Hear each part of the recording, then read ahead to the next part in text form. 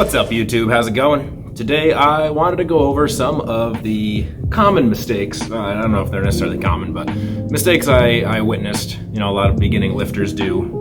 This is, stuff I've done and stuff I've seen people do, more so when I used to work at Planet Fitness. A lot of new lifters in there when I was working there years ago. But there's a lot of mistakes that, people end up making, and it's a learning process. So if there's anything I can pass along to help you people avoid those mistakes, that's all I can ask for. So let's just jump right into it. Number one is going to be, not wasting money on all these different supplements. There's so many supplements out there, and some of them do help. But if you're just getting into lifting, you will make a lot of strength gains initially, just from neurological adaptations to getting used to moving weights and moving in certain patterns, whether that be squats or deadlifts or dumbbell press, bench press, whatever it is. Neurologically, you make some huge gains initially. Those are what a lot of people call like the noob gains. So supplements, yes, they are helpful. I take creatine, I take whey, and I take pre-workout. That's literally all I take. I remember, I used to get asked all the time, what supplements do you take? Do you take fish oil? All this other stuff. And yeah, that stuff can help, but if you're just getting into lifting, you don't need to go out and spend tons of money. Just get in the gym, start working out, start moving, and you'll be doing pretty good. Alrighty, guys. Number two, relying on equipment too much. Things like straps or belts. They are super helpful, and I do use them now. Straps, I use almost every deadlift day, and they are very helpful. I've tried to stop using them as much because my grip strength just sucks, and I want to get better at being able to actually just hold the bar without relying on some other piece of equipment if I don't have that. Say I forget it at home one day.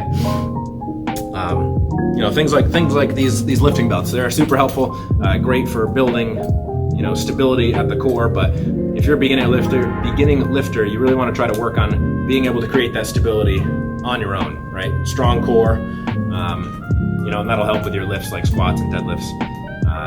If you immediately go into using these belts as a beginning lifter, you become dependent on them, and then like I was saying with straps, you forget this at home one day, and you try to do heavy squats or heavy deadlifts, you could end up screwing yourself up in the long run, just because now you're relying on this and you don't have that stable base to build upon. So try not to rely on equipment too much. They can become helpful, and like I said, I do use them now, but I have practiced years and years and years in trying to create a stable base for different lifts that I do. So not saying don't ever use them, they are an asset. But, as a beginner, try to build up your own stability. And this kind of goes into my last statement I was making about, getting neurological gains, right? Your body will get accustomed to moving in certain patterns. So work on that squat pattern, that deadlift pattern, and make sure, it's a solid base before you start adding tools like belts and straps. Alrighty, number three. This is a mistake I used to make quite a bit when I first started lifting. When I worked out at Planet Fitness, I would go in, I do split workouts like most people do. Chest and back, whatever, buys, tries, push, pull, whatever split you may be doing, right? I used to go in, and I never really realized there was a difference between squats and deadlifts. I was like, oh, it's a leg exercise, I'll just do a leg exercise, whatever, I'll just choose one. So I'd go a couple weeks doing squats as my leg exercise. And then, next few weeks I'd do deadlifts as my leg exercise. It was never a balanced, never a balanced order to it. I would just kind of pick and choose, I feel like doing this one today. So number three is making sure your workouts are balanced, right? Each muscle performs a certain movement, and there are muscles that oppose those movements. So quads, hamstrings, those are opposing muscle groups, and they are not really interchangeable. You can't just choose to do one and not do the other. So I used to do that quite a bit. I would do squats all the time. And I think from that, I started developing knee pain because my quads were a lot stronger than my hamstrings, and it starts pulling on your joints in funky ways. So I ended up having a lot of compensations, when working out. So make sure those workouts are balanced, whatever you decide to do. You want to have a variety of things, not just not just hammer, overhead or just, horizontal pushing or pulling. You want to kind of work in a range of movements, things that you would see in everyday life. Overhead, that's a big thing that people start to lose over time. So you want to make sure that overhead mobility is good. I hear jokes about people doing skipping leg day and doing chest multiple times a week, or whatever it may be. Chest and back, those are opposing muscle groups. So you're going to do one, you got to do the other. If you're going to do a lot of pull downs or pull ups, make sure you're also doing horizontal pull motions.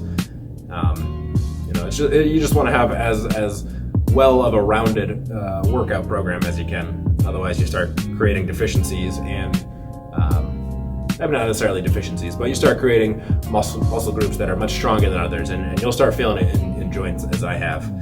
So don't make the same mistakes I did. All right, we're going to stick with this angle. This angle is killer with the lighting.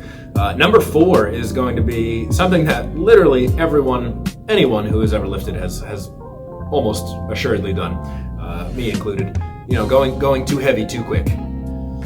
That is a huge one that people almost do all the time. You start feeling good and you're like, oh, all right, this is good, and then just start bumping up the weights. Your body has no time to adapt to that weight, and then you end up hurting yourself and having to take time off.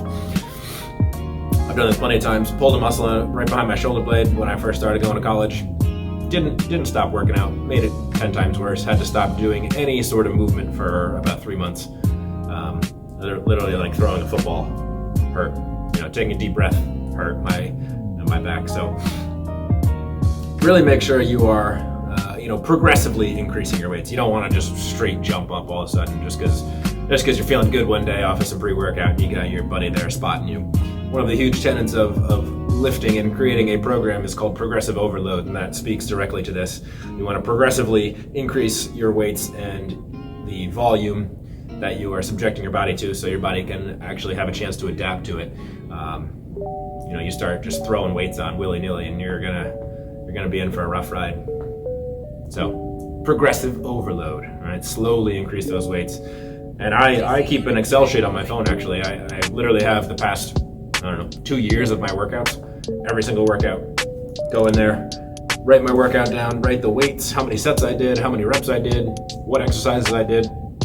Go in there, keep track of it somehow so you can know, all right, next week I'm going to go up 10%. I'm going to, maybe do a deload week so you can give your body a little bit of rest.